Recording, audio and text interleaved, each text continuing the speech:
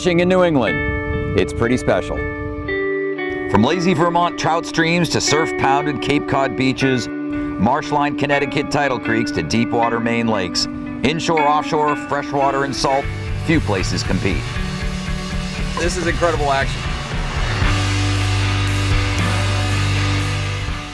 And the species, stripers, tuna, fluke, salmon, trout, pike, even mahi and marlin. New England's got them all. I'm Tom Richardson. Join me as we explore New England's great fishing destinations, chase its many species, and forge new fishing adventures on New England Fishing.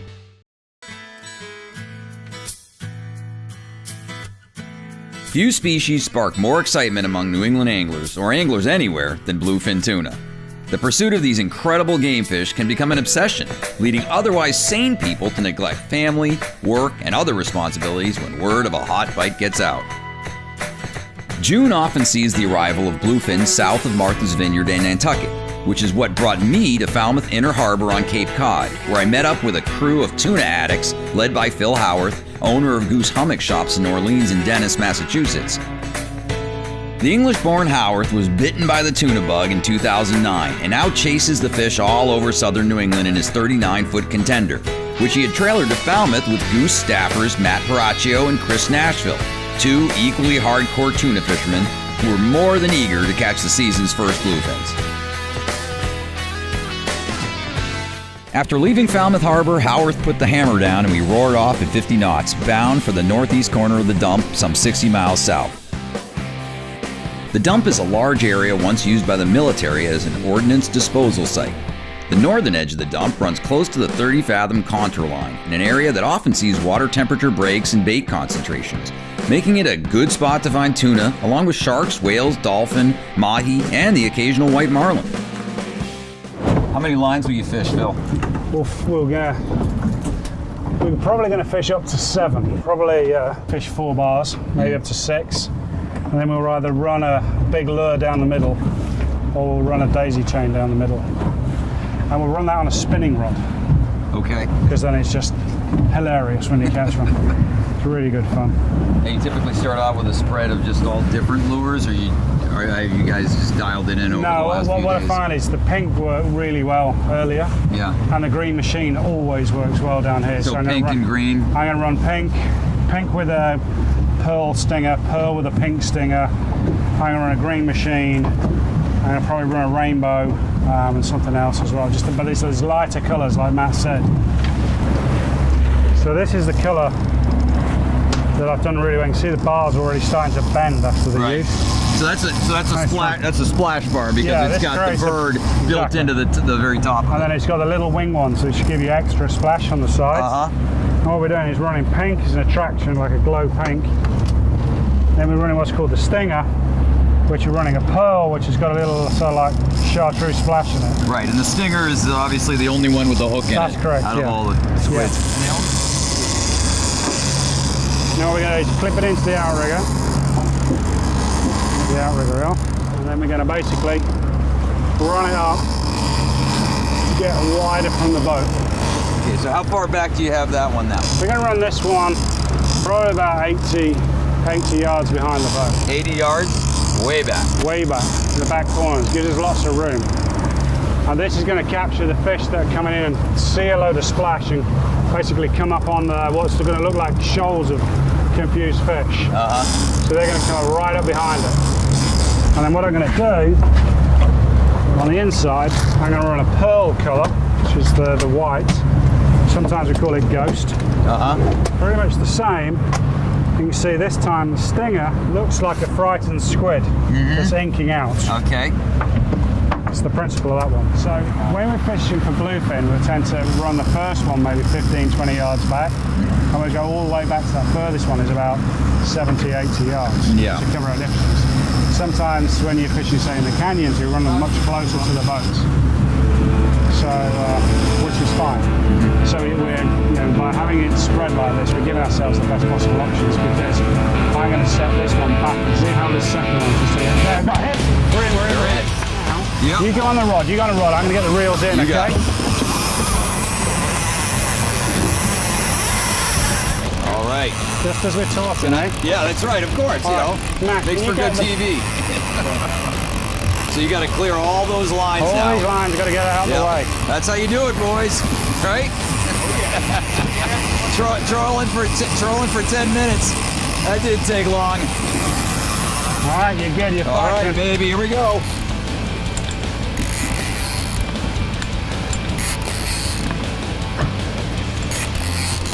Find it like a pro. It's a simple case of wind down, on the way down, lift the rod up, let the rod do the work.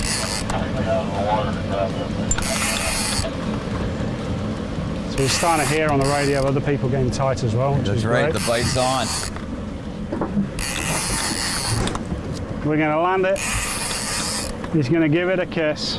We'll take a photograph, and then hopefully it's going to grow into a giant. Then we'll catch it again in a few years' time.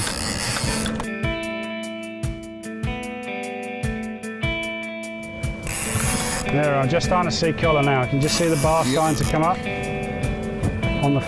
There he is. He's not a nice fish, this. He's a good size. I'm thinking this is... In fact, Chris, can you get the tape measure out, front pouch of my bag? Look at that color. Look at that. There he is.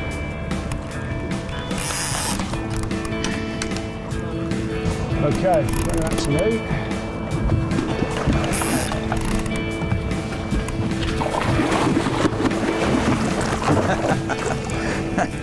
Getting a bath there, Phil? Oh yeah. Look at that. Phil, you've done this before, huh? Once or twice. Oh, come on. Just trying to get him just in the lower jaw so I don't hurt him. Oh, I pulled out.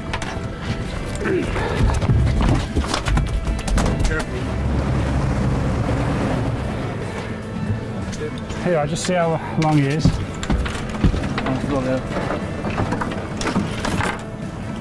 that up there? Yeah. 50 inch out. 50-inch fish. Right, we got 50 inch, huh? 50 inch. I was going to say that. See how the hook's already I falling was going to out. say 48, 50. Here's one of the three.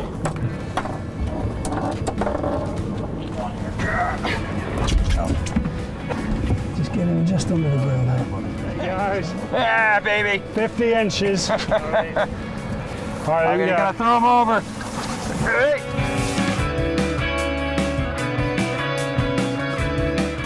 See you, buddy. Woo.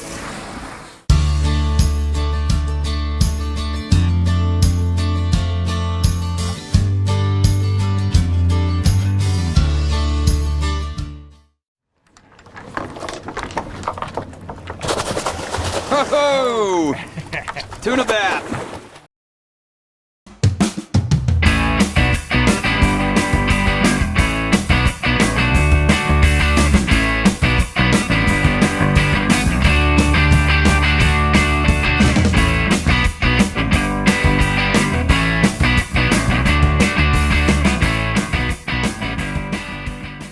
All right, so Phil, tell us a little bit about the trolling tackle that we're using for these fish. Sure. So basically, because we were fishing south of the vineyard today, we went for lighter gear because the fish are smaller. They're sort of in that 45 to 60 inch. So you really want to match it. So what we're going with is custom rod, Winthrop guides. Well, really, it's a 20-pound class rod. Best thing about it is this Talica 20. It's a lightweight Shimano reel, but it packs real punch. It's got 45 pounds of drag. Wow. You can really crank into them if you have to. Yeah.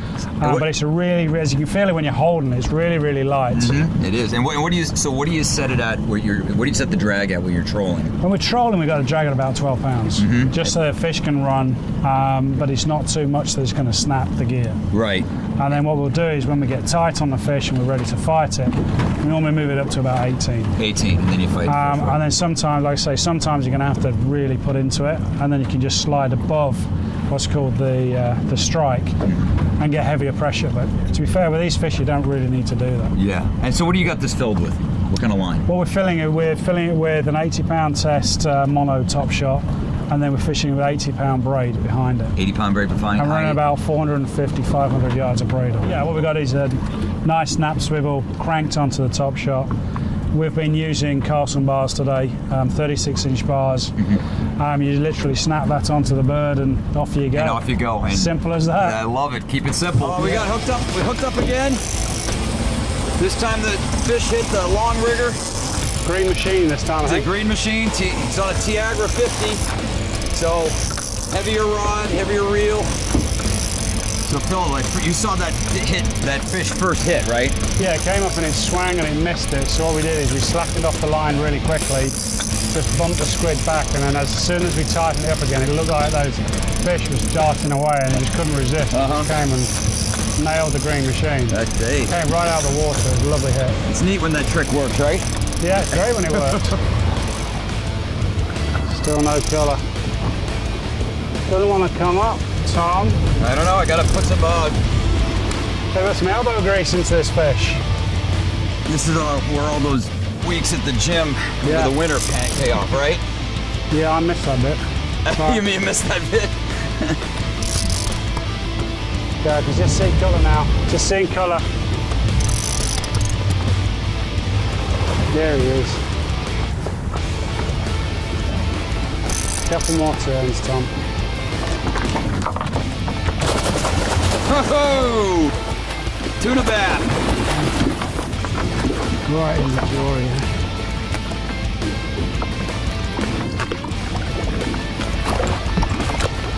I'll say somebody's been at the gym. Come on. Lifting that 60-pound fish out like that. There he is. All right. I think that's about 46. Beautiful. Look at that. Beautiful fish. Look at that. Those fins just retract right in there. Yeah. So streamlined. Yes, the way that just folds right in. It's unbelievable. All right, should we get him back? Yeah. Right, got it? Come on, mate. All right.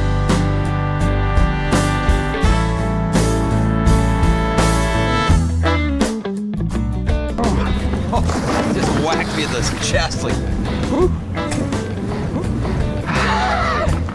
2 for 2, boy. Nice. Slightly bigger one. Phil, A job. 3 for 3, buddy. 3 for Way to 3. show us how it's done.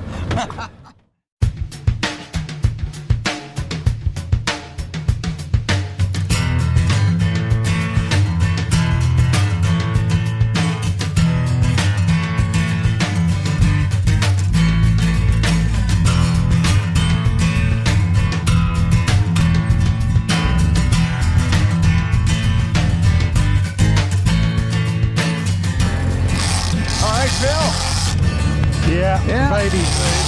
The pro knows how to get it done. Feel like same size fish? Yeah. Didn't like it. It's quite quiet. So we just kind of like returned to that same area where we caught that last one, right? That's pretty much where we were. And just kind of like that's the Right, drill, let's see, right? this guy's just double back. Yeah. We're going on through on our numbers. I noticed we're kind of on the outskirts of the main fleet too. Best place to be. Best place to be, right? You're only right in it. And you find some days, Phil, where the fish will hit primarily on the long riggers or all the long baits, and other days when they'll hit on the short baits close to the boat. Sometimes I tend to do really well on the long rigging. I think that's because the predatory fish come up from behind the shoulder and attack you from behind. It's 2 from 3 today on the long rigger. Right. Just got colour. Wow. Nice.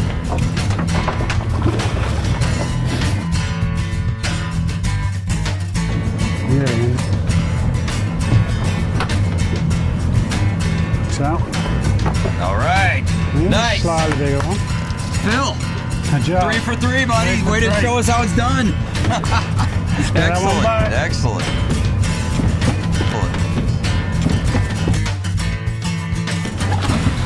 Without even a splash, see, That's a sign of a pro right there. pro release right there.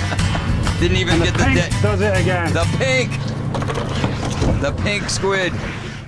Sometimes, right? Go right to the boat. They could hit it right next to the boat. Just keep going in the direction that they're swimming.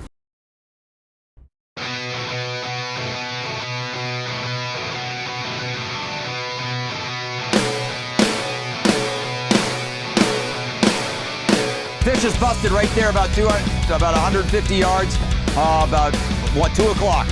So we switched gears here, guys. We jumped in the pursuit, and now we're just running and gunning, looking for bluefin tuna to cast to. What are you looking for, basically? You know, what are some clues, Matt, that you look for, that you tell people to look for? Well, we're looking for birds, obviously, and then simple signs out here, especially in this area, fish tend to hide better. We're looking for flashes in the water, which are doing a rubbing on each other, simple things coming out of the water, single splashes, a different pattern in the water, anything that would tell you that there's tuna 1, 2, 10, 20, 500 under the water.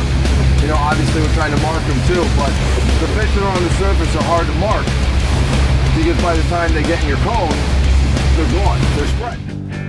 Matt, these fish will, these tuna will follow the lure right to the boat sometimes, right? Go right to the boat. They could hit it right next to the boat. Just keep going in the direction that they're swimming and yank you under the boat. At the same speed that they were swimming. You never know what they're gonna do. You always gotta be ready. So you don't have to rip it like 100 miles an hour across the surface. No, just because tuna swim fast doesn't mean that they eat fast. So Matt, tell us about the type of casting gear you like to use for tuna. Typically I like a longer rod, 7 foot to 8 foot. 8 foot's a little tough, gets a little long, but your 6.5 to 7.5 foot is what I like for casting. It's more distance, more parabolic leverage on the fish when he's under the boat. Your jigging rods, you want shorter. You know, jigging rods can be for jigging like Ronzis or metal or anything. And how about in the reels? You got Shimano, Stella. Shimano Stellas, 20,000. You know, on the lower end budget, you can go with the Shimano Saragossa. Yep. The 20,000 or the 25,000. Fantastic reels for the money. You can't beat them. So what do you fill the reel with? Well, there's 2 types of line. You can either have your hollow core braid or your straight braid. For example, Power Pro. The Power Pro, I would do a loop-to-loop connection with a wind-on leader. And even with the Jerry Brown now, the hollow core, I'm starting to do a loop-to-loop with a wind-on leader. It's a quicker connection. If there's an issue on the boat above your splice, it's easy to cut and just loop-to-loop a whole new leader on. Rather than have to feed the mono or fluorocarbon into the hollow core, which is time consuming. It takes a little bit of skill. Right. Yes. So loop to loop. And what do you have? How long a leader do you like to use? I typically like to use a leader as long as the fish that I'm targeting might be. And what pound test? 100 typically. I'll go up to 130 if the fish are bigger, but I only use 100-pound casting because what happens is I get more capacity and it's easier to cast. It goes through the guides easier. Once you go up to 130-pound here, it's much harder to cast. And now I see you've got this rig here. The lure is rigged with a barrel swivel. Now what we do... I'm sorry, not a barrel swivel, a roller bearing swivel. Yeah, roller bearing, either way. Only the roller bearing swivel only because they have a bigger eye on them, so the bigger split rings can go through them. Now what about the lures? Now these babies are not cheap, but worth the price. Worth the price. Very durable. They hold up. They catch fish, and they'll last a long time. You know, it's artwork, and it's fishable artwork.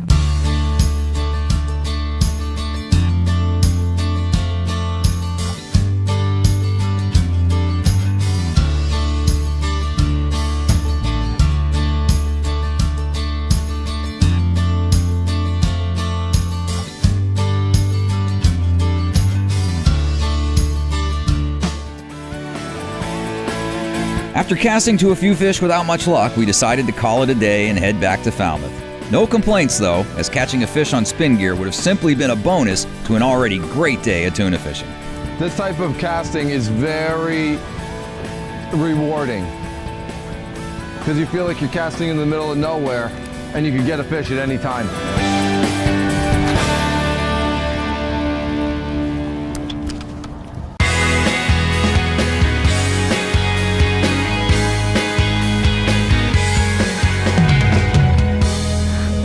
Covered in Yep. in tuna scales, and I smell like tuna fish, so we must have had a pretty good outing out there, huh? 3 for 3, can't get better than 3 that. for 3, absolutely. Well, that was a good day, good morning, I should say. And but I learned a lot from you guys. I really did. There were some neat tricks that you shared with us. Like I love that one where you stop where you let out line to let the squid bars kind of settle, separate, and then you hit it, just tease them in, tease it, and they all come together and the fish are all over it. So it worked for us. It worked that second fish, that's how we caught it, teasing the fish after he missed it in the first go. Yeah, so. And then we gave, so we did well on the troll, and we gave the run and gun a shot too, but we couldn't pull that one off, right, Matt? No, a little late in the day. Yeah. Fish settled down already. Yeah. But hey, what can we do? I mean, we did great trolling. I know, and you know what? And the signs that you look for, I found, fascinating. You're looking for individual birds out there sometimes. And for example, we had that one. I was going to say, right. we saw the shearwater, right? And Chris, almost came tight, almost had it. Heartbreaking. Yeah, I know. And the fish followed in, swirled right next to the boat. So you never know. You always, you got to keep your eyes open. You got to look for things that you said. Look for things that are different about the water, different about the area, things that stand out. Whether it's a wake or a one fin. Single shearwater showed us where it's you got to keep your eyes open out there. Excellent. Well, again, thanks, guys. It was a pleasure to fish with you, and appreciate you having me on board. And what a great time. Good. Excellent. Well, that's a wrap on another action-packed episode of New England Fishing. To learn more about fishing in this great part of the world, be sure to check out newenglandfishing.com, where you can access loads of articles, recipes, videos, gear and boat reviews, and much more. And don't forget to order your copy of New England Fishing Magazine, a big, bold, glossy publication packed with articles that'll help you catch more and bigger fish all year long. Until next time, I'm Tom Richardson for New England Fishing. Thanks for watching.